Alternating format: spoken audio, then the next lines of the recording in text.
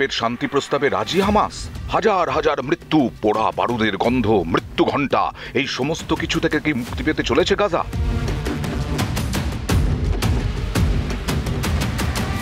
যুদ্ধের কালো মেঘ সরে গিয়ে ফের রোদ ঝলমলে আকাশ দেখতে পাবেন গাজাবাসী?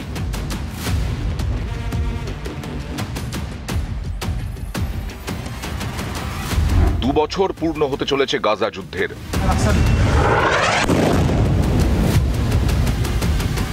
শুরুটা হয়েছিল 2023-এর 7ই অক্টোবর।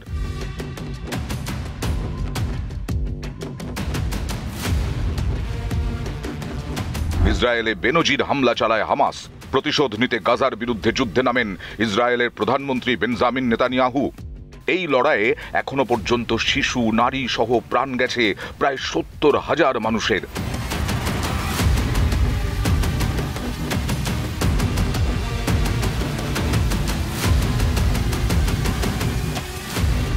পাশাপাশি দুর্ভিক্ষ, অনাহারের কবলে পড়ে জীবিতদের অবস্থাও শোচনীয়।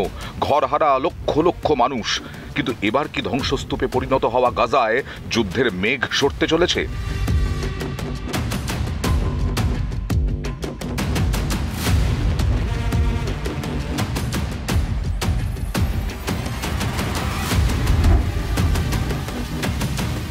গাজার যুদ্ধ থামাতে 20 দফা প্রস্তাব পেশ করেছেন মার্কিন প্রেসিডেন্ট ডোনাল্ড ট্রাম্প।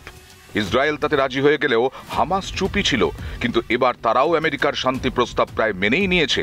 কিছু বিষয় মতবিরোধ রয়েছে ঠিকই, তবে একটু হলেও আশার আলো দেখা যাচ্ছে যুদ্ধবিধ্বস্ত গাজায়।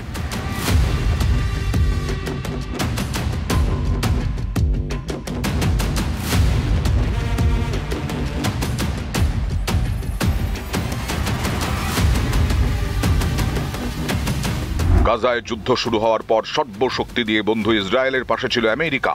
তখন হোয়াইট হাউসের রাশ ছিল জো বাইডেনের হাতে। যত সময় গেছে আরো ভয়ঙ্কর হয়ে ওঠে মধ্যপ্রাচ্যের লড়াই। পরোক্ষভাবে এই যুদ্ধে জড়িয়ে পড়ে ইরান, লেবানন, ইয়েমেনের মতো দেশ। এখন ফের একবার আমেরিকার মাসনাদের দখল নিয়েছেন ট্রাম্প। গাজায় শান্তি ফেরাতে লাগাতার চেষ্টা চালিয়ে যাচ্ছেন তিনি।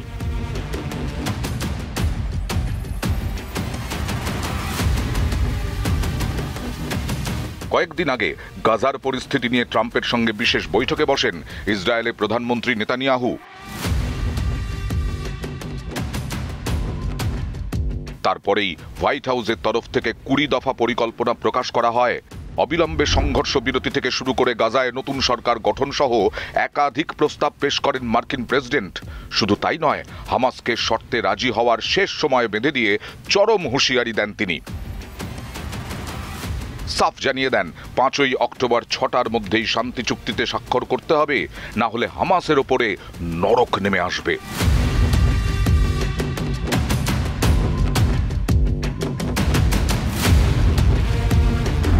প্রথমে ইসরায়েল ট্রাম্পের 20 দফা প্রস্তাবে রাজি হয়। সংশয় ছিল হামাসকে নিয়ে, কিন্তু পরে হামাসও ট্রাম্পের বেশ কিছু প্রস্তাব মেনে নিয়ে বিবৃতি দেয়। শর্তে ট্রাম্প বলেছিলেন গাজা থেকে সমস্ত পণবন্দীকে মুক্তি দিতে হবে। এর বদলে ইসরায়েল দফায় দফায় সেনা প্রত্যাহার করবে গাজা থেকে। এই সময় বন্দীদের মুক্তি দেওয়ার জন্য প্রস্তুতি চলবে। ইসরায়েল এই সময় গাজায় বোমাবর্ষণ করবে না। হামাস এই পরিকল্পনার সঙ্গে সহমত। ট্রাম্প বলেছেন প্যালেস্তিনীয়দের গাজা ছেড়ে যেতে হবে না, অবিলম্বে সেখানে ত্রাণ পৌঁছে দেওয়া হবে। বিভিন্ন ধ্বংসপ্রাপ্ত কাঠামো, হাসপাতালের পুনর্নির্মাণের কাজ শুরু হবে। ধ্বংসস্তূপ সরানো এবং রাস্তা নির্মাণের জন্য প্রয়োজনীয় পদক্ষেপ করা হবে। রাষ্ট্রসংঘ, রেড ক্রেসেন্ট এবং অন্যান্য আন্তর্জাতিক প্রতিষ্ঠান এই গঠনমূলক কাজগুলি করবে। হামাস এই প্রস্তাবকেও স্বাগত জানিয়েছে। গাজায় অস্থায়ী সরকার গঠনের কথা বলেছেন ট্রাম্প, যদিও নির্দিষ্ট করে কোনো প্যালেস্তিনীয় গোষ্ঠী বা ব্যক্তিবিশেষের নাম বলেননি। বলা হয়েছে প্যানেলের মাধ্যমে অন্তর্বর্তীকালীন তদারকি করবে একটি নতুন আন্তর্জাতিক গোষ্ঠী। ট্রাম্পই থাকবেন তার মাথায়। ব্রিটেনের প্রাক্তন প্রধানমন্ত্রী টনি ব্লেয়ারও ওই গোষ্ঠীতে থাকবেন। কিন্তু হামাস এই প্রস্তাব পুরোপুরি মানছে না। তারা জানিয়েছে প্যালেস্তিনি ঐক্যের জন্য আরব দেশ সমর্থিত কোনো স্বাধীন প্যালেস্তাইনপন্থী সংস্থার হাতেই গাজার দায়িত্ব তুলে দেওয়া হবে। পাশাপাশি হামাসকে অস্ত্র ত্যাগের কথা বলেছে আমেরিকা। এই বিষয়টিতেও সেভাবে রাজি হয়নি হামাস, তবে তারা আলোচনার টেবিলে বসতে প্রস্তুত। তাই এই শান্তি প্রক্রিয়াকে সবুজ সংকেত হিসেবে দেখছেন আন্তর্জাতিক বিশেষজ্ঞরা। তবে এর মাঝেই ট্রাম্পের কথা অমান্য করে গাজায় ফের হামলা চালিয়েছে ইসরায়েল। ঘটেছে প্রাণহানিও। ফলে আশা যেমন রয়েছে তেমন আশঙ্কাও রয়েছে। সব মিলিয়ে গাজার ভবিষ্যৎ নিয়ে নানা প্রশ্ন থেকে যাচ্ছে।